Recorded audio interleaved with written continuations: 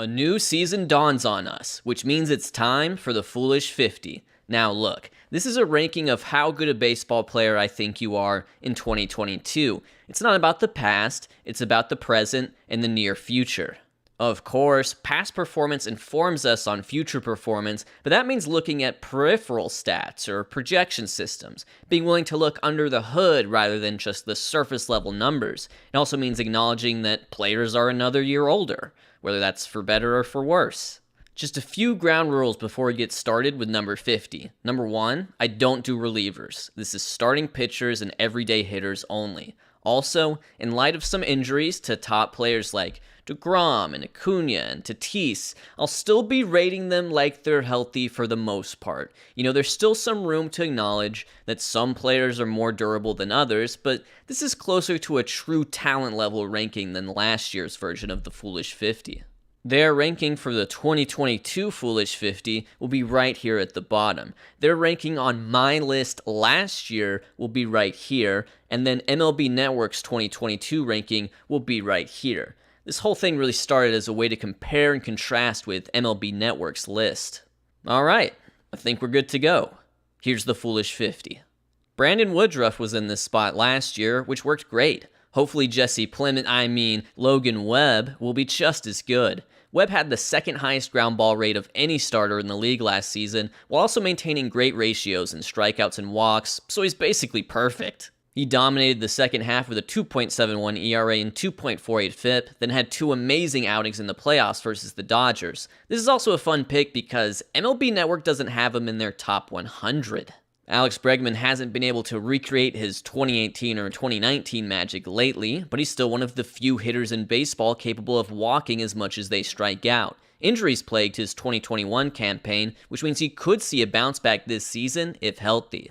He probably doesn't have the raw power to consistently hit 30 or 40 homers, but it won't matter if he puts up a great on-base percentage and holds it down at third base. Marcus Semien has been an MVP finalist in each of the last 2 full seasons, and he leads all hitters in F4 since 2019, so he pretty much has to be on this list, but I'm more pessimistic than most. He hit 45 home runs last year, but now he must adjust to Texas's Globe Life Field, where fly balls go to die. Semien might need an approach more similar to his 2019 with Oakland rather than his 2021 with Toronto. Also noteworthy is the discrepancy between my ranking and MLB's. They have him at 20, I have him at 48. This feels like a make-or-break year for Anthony Rendon, who had been one of the league's best players leading up to his stumble in 2021. He was beat up all year, and his performance showed it, slashing just 240, 329, 382 in 58 games before season-ending hip surgery. There's a chance this is just a blip, and Tony Two Bags reasserts himself as a top player in 2022, but if he doesn't, that contract with the Angels could be another albatross.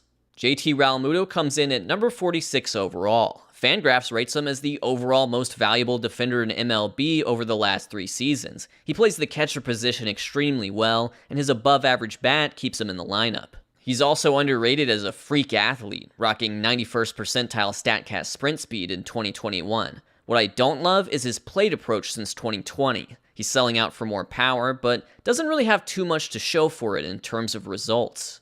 Score one for the old guys. Brandon Crawford is a shortstop entering his age 35 season, yet he's making his Foolish 50 debut. Not only has he been 99th percentile in StatCast outs above average each of the past 2 seasons, he's hit. He's hit really well. He had a 141 OPS plus last year, which was better than the likes of Correa, Bogaerts, and Bichette. It feels like I made that up, but it's actually true. You can look it up yourself on a little website called baseballreference.com.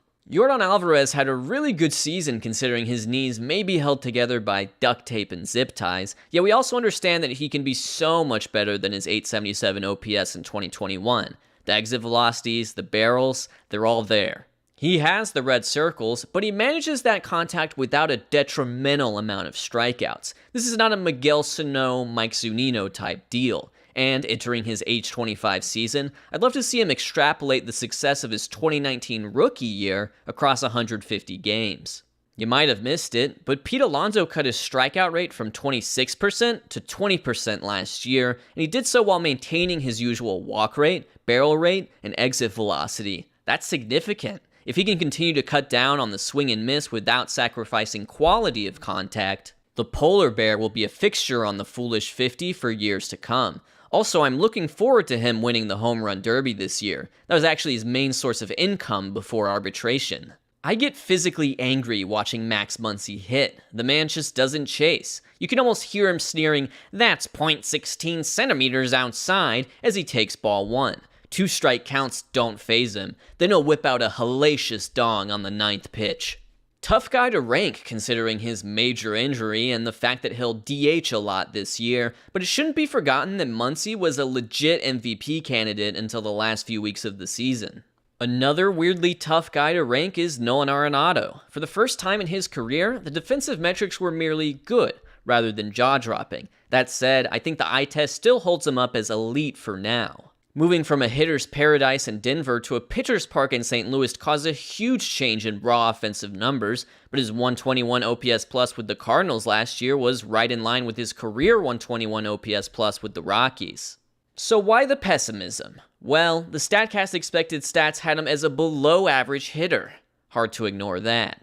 There are some pitchers who just missed this list who I expect to do better than Sandy Alcántara on a per-inning basis in 2022. That might even include one of his teammates, but they can't quite offer his ace-like volume. He was one of just 4 pitchers to eclipse 200 innings last year. That's a lot of outs. A pitcher's job is to make outs, and boy does Sandy Alcántara make a lot of outs. He also averaged 98.1 miles per hour on his four-seam fastball, the highest of any qualified starter, and now just entering his age 26 season, it's possible the best is yet to come. Tyler O'Neill is the best left fielder in MLB. There's not a lot of positions where one breakout year could solidify that, but left field is one of them. Anyone who strikes out 30+% of the time is going to have serious volatility, but the other tools are too loud to ignore. The power, the glove, the base running. As Scott Steiner would say, he's a genetic freak, and he's not normal. 5.4 F-WAR and 6.3 R-WAR in just 138 games is special. Hopefully he can continue that crazy pace in 2022. Relatively speaking, last year, I was the Francisco Lindor pessimist. Now I get to be the Francisco Lindor optimist. It helps to understand that Lindor's defense at shortstop is pretty darn good. He finished second in StatCast outs above average last year, trailing only Nicky Lopez, and after a slow start at the plate, he managed an 802 OPS in his last 100 games. His StatCast batted ball data was also right in line with his career norms. I think the rankings are overreacting. In recent years, we've seen guys like Harper and Goldschmidt slow down in new environments, only to speed back up in year 2.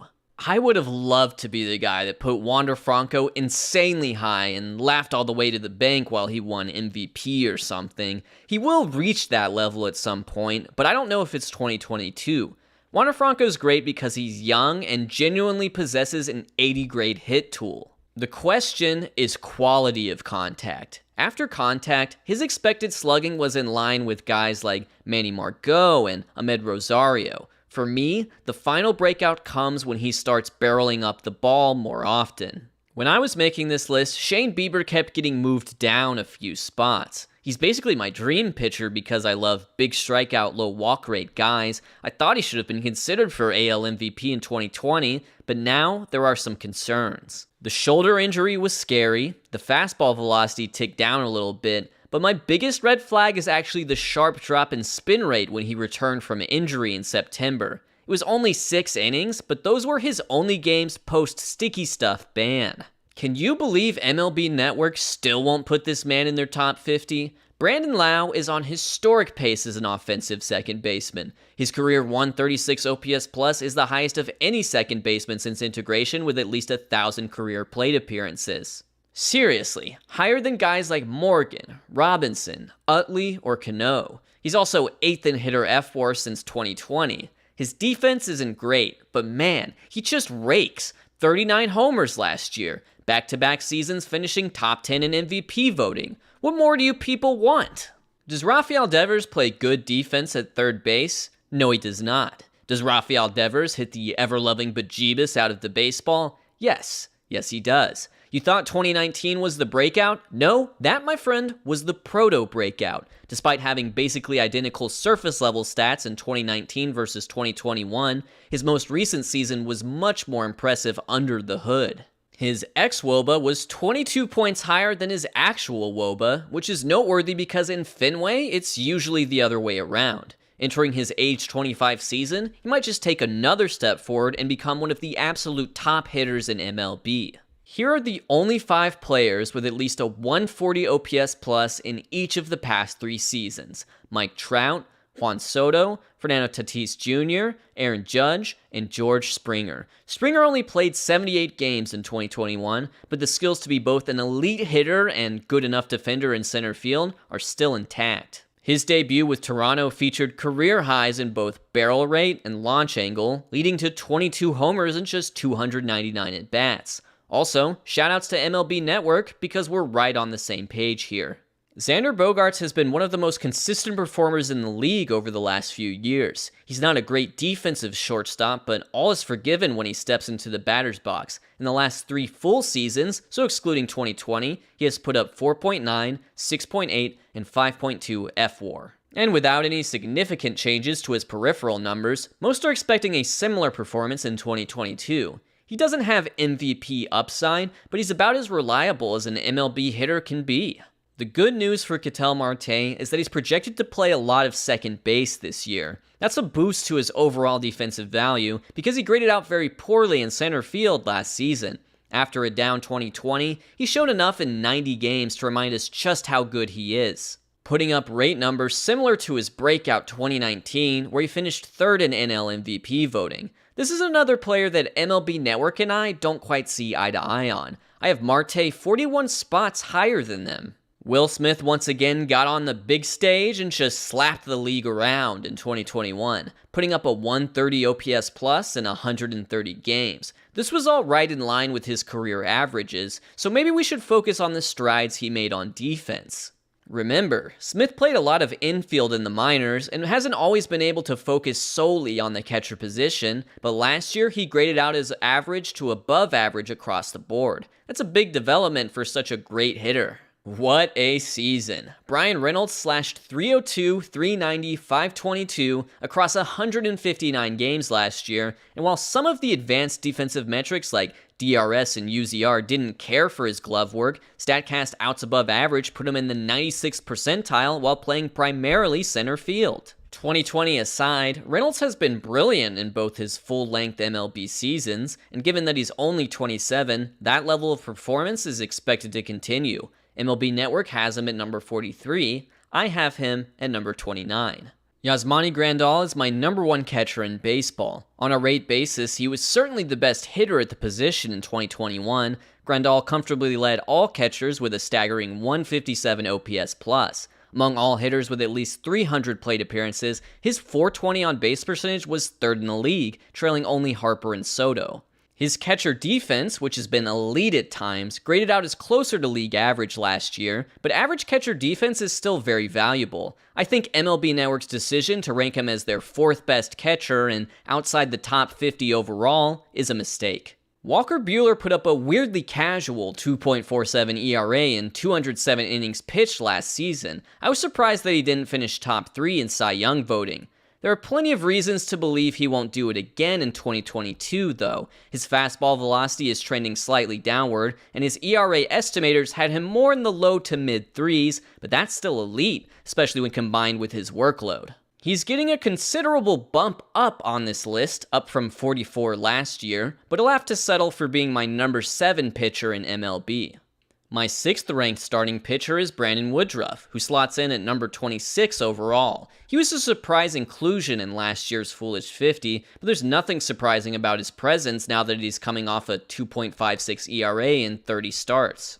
Woodruff is my favorite type of pitcher, a nasty strikeout guy who also puts up respectable ground ball rates. See, in a game of trade-offs, Woodruff is one of the few power pitchers who typically coaxes weak contact when he actually does get hit. Luis Robert is everyone's favorite not-so-dark horse for AL MVP, and I'm on board. In 2021, he significantly changed the only real flaw in his game, dropping his strikeout rate down from 32% to 21%, and bumping his contact rate up from 62% to 74%. You probably know by now that he has insane power. He hit a baseball 117.7 miles per hour last year, but his defense is another huge component to his game. He's a legit Gold Glove caliber center fielder. Robert's one of the few players in MLB truly capable of a 10-WAR season if everything goes right. Paul Goldschmidt continues to quietly have a Hall of Fame career, having just eclipsed 50 Baseball Reference WAR through his age 33 season. He set career highs in hard hit percentage, average exit velocity, and barrel rate last year, all while posting a 20% strikeout rate, the lowest rate he has ever posted in a full season. Goldie's also one of the better defensive first basemen in MLB history, and although I have a few guys ahead of him, he could still be in the mix for the position's finest player in 2022. 600 plate appearances is a good measuring stick for a full season. Byron Buxton has taken about 600 plate appearances since May 2019, and in that span he's slashing .281, .324, .592 for a .140 WRC+, which combined with his insane defense and base running adds up to a 7.5 F-WAR. Last year, there wasn't a single hitter in MLB who put up that much F-WAR. This is beyond obvious, but if Buxton can just play 120 or 130 games or more, he'll likely be one of the top players in the league. But that's a monumental if. Turns out Max Scherzer is still really good at throwing a baseball 60 feet and 6 inches. One funny quirk is that his fastball velocity basically hasn't changed throughout his entire career. Scherzer was having an excellent season in a Nationals uni before he tried on Dodger Blue and decided to make Sandy Koufax look like Chad Billingsley. Considering his age and the fact that he averaged 6 innings per start last year, his days of 200-inning seasons appear to be over, but Mad Max can still dominate for a mean 180. The Mets are praying he can do just that. Matt Olson has always been very good, but now he's taken a huge step forward. He struck out in just 17% of plate appearances last season, way down from his 26% career average. The Atlanta native has always had a huge power swing, and a little bit of contact quality was sacrificed for contact quantity, but it has made him a more well-rounded hitter. His 153 OPS plus in 2021 was second among first basemen with at least 400 plate appearances, beating out the likes of Votto, Muncy, Goldschmidt, and the very man Olson is replacing on the Braves. Zack Wheeler put it all together last season, posting a 2.78 ERA across a whopping 213 innings in his sophomore season with the Phillies. Another way of looking at this is to say that Zack Wheeler got 640 batters out, which led MLB. The peripheral suggests that he can repeat this performance, as pretty much all his ERA estimators, from FIP to XFIP to StatCast xERA, were under 3. Wheeler also had the lowest average exit velocity of qualified starters, and perhaps more importantly, has posted strong ground ball rates throughout his career. Hopefully Philadelphia's defense can handle all that weak contact in 2022. Corey Seager has been one of the top hitters in baseball since 2020. Among those with at least 500 plate appearances since then, he's 10th in OPS+. He also plays a little position called shortstop, which gives him defensive value even if he doesn't play it all that well anymore. I would somewhat confidently call Seager the second best offensive shortstop in the league, which is quite the accomplishment given the amount of talent at the position. And even though he's yet to play a regular season game for the Rangers, he's already tied for third all-time in career homers at Globe Life Field thanks to his 2020 playoff run with the Dodgers.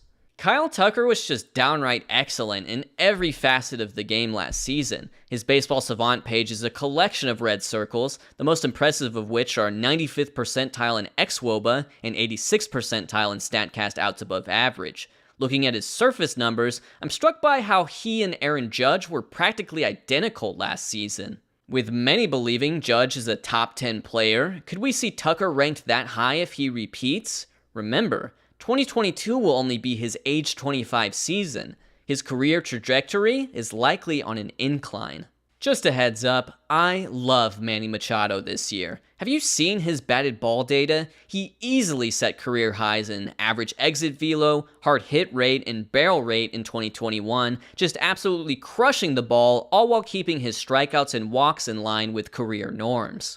It's bad luck that his OPS plus was only 131. Petco can explain some of his ex-WOBA underperformance, but not all 30 points of it. He lands at number 17 on my list, and I honestly think he could be an MVP contender if things go right. For the most part, Carlos Correa got the contract year he needed, 131 OPS plus at the plate, and elite defense at shortstop. As MLB's resident defensive run saved merchant, he's been worth 6.7 baseball reference WAR per 150 games played for his career. The only 4 active hitters who have done better are yet to come on this list. I like the fit with the Twins, mostly because I like anyone on the Twins. They're a good organization, and as great as Correa was last year, he still might be able to unlock an even higher level of performance. For the most part, Freddie Freeman's stats last year were right in line with his career averages. His overall value was similar to that of Goldschmidt, Muncy, and Votto, so why rank him the highest of that group? Track record, and hidden upside. See, Freeman was a really slow starter in 2021, but once he got it going, he slashed 341, 418, 535 in his last 100 games of the season. In terms of StatCast ex-WOBA, he was tied with Judge and Guerrero with a whopping 416. The only hitters that did better? Acuna, Soto, and Harper. I'm a little surprised MLB Network and I are basically on the same page regarding Trey Turner. After all, he's second in hitter F-WAR since 2020, so it'd be perfectly reasonable to rank him in the top 10 or maybe even the top 5. It may be because he's not the easiest to rank on the shortstop hierarchy.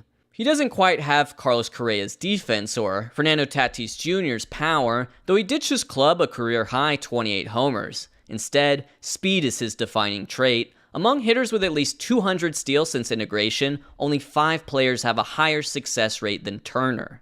Garrett Cole has unwittingly become the face of MLB's sticky stuff scandal, a harsh sentence considering basically every pitcher did it. 15 qualified pitchers had a better ERA than Cole last season, but only 2 had a better SIERA, which is my personal peripheral of choice. Despite a couple rough starts where he allowed 7 runs, not to mention a nagging hamstring injury, he was in the AL Cy Young race until the bitter end, and I would consider him to be the current favorite for the award in 2022. I've ranked him as the American League's best pitcher. In terms of strikeouts, walks, and home runs, Corbin Burnes just threw down one of the greatest pitching seasons in history. The only qualified pitcher since integration with a better single-season FIP than Burnes' 1.63 is Pedro Martinez, who had a 1.39 FIP in 1999.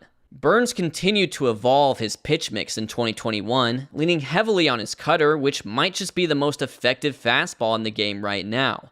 Brewers manager Craig Counsell is smart with his pitcher usage, but with 167 successful innings under his belt, hopefully Burnes can get bumped up to at least 180 this year. It feels just plain wrong to have Mookie Betts outside the top 10. Last year was his worst offensive season since 2017, but he still put together a 128 OPS plus in 122 games, many of which he played with a troublesome hip injury. His 3.9 F-WAR wasn't as helped by his defensive metrics as it usually is. Betts is already an all-time great in right field, but the trinity of defensive runs saved, ultimate zone rating, and outs above average gave him his worst grades of his career. He's capable of bouncing back to the very top ranks, but he lands at number 11 for now. The thing that we all knew would happen, happened. Vladimir Guerrero Jr. elevated the ball just a little bit more and instantly became a top player. What's scary is that there's potential to improve if he further refines his swing. As a first baseman who isn't impressive defensively, pretty much all his value is derived from his bat. Last year, he became just the 5th 22-year-old in MLB history to slash 300, 400, 600. The only others to do so, Jimmy Fox, Joe DiMaggio, Ted Williams, and the next guy on this list. The Mad Lad actually did it, leading MLB in OPS, OPS+, WRC+, and so on and so forth, en route to his second career MVP award. Bryce Harper might have been underrated a couple years ago, but now he's firmly back in the top tier where he belongs. On the StatCast side of things, he was also tied for the league lead in ex-WOBA with 430. If I had to nitpick, I'd point out that Harper currently grades out as a negative in right field. For the most part, the hitters ranked ahead of him have more of a defensive component to their game.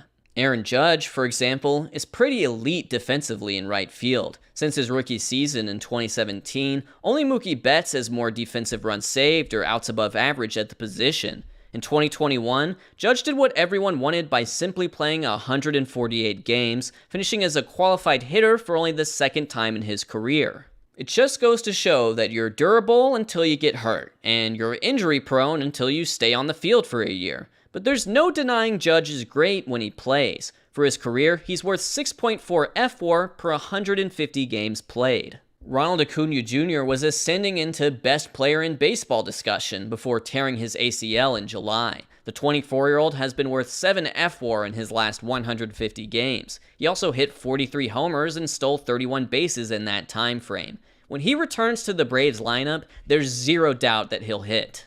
He trailed only Harper and Soto in StatCast xWOBA last year. The question is everything else. How will this ACL injury affect his confidence on the base paths or in the outfield? The best version of Acuna is a true 5-tool player. Hopefully we'll get to see that again. Fernando Tatis Jr. doesn't need to ride a motorcycle. He's already cool. If anything, guys like me should be riding the motorcycle. Tatis has a career 160 OPS plus. That means he's tied for second among all active players with at least 1,000 plate appearances. Only Mike Trout is ahead of him. The biggest question surrounding Tatis is not his ability to hit homers or steal bases, rather his ability to play shortstop long term. He made a pilgrimage to the outfield in August. He has all the physical tools needed to play shortstop, but the throwing errors continue to rear their ugly head. MLB Network. Come on, guys. What are we doing here? Jose Ramirez is my number 5 player for 2022 because he can do everything. He walks, but he doesn't strike out. He pulls fly balls in the air to consistently overperform his raw power. He steals bases with volume and efficiency and leads MLB in base running runs since 2018. And he plays good defense at third base. Since 2017, only Chapman and Arenado have more StatCast outs above average. He might not be physically imposing, but J-Ram is one of the best players in the league. In terms of assigning a ranking, it's hard to honor Jacob deGrom's generational pitching talent when he seems so destined to make trips to the injured list. Make no mistake, when healthy, deGrom is a better pitcher than he was in 2018, back when he won his first Cy Young Award with arguably the best pitching season of the 2010s. In 2021, he was spamming 99-mile-per-hour fastballs and putting together a half season that would make Bob Gibson jealous. If he had been able to finish it, he'd probably end up as number 1 on this list. Can his body actually withstand his ability?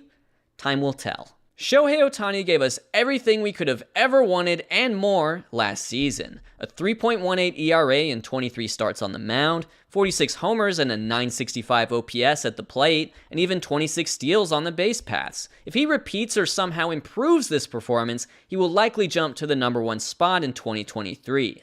The only ingredient missing is a longer resume of two-way success in Major League Baseball. As a two-way player, his unique skill set allows him to impact the game more than regular starting pitchers or everyday hitters. We all know Juan Soto's an amazing hitter. He's our version of Ted Williams. Soto has a .471 on-base percentage since the start of 2020, which is nearly 50 points higher than the next qualified hitter, Bryce Harper.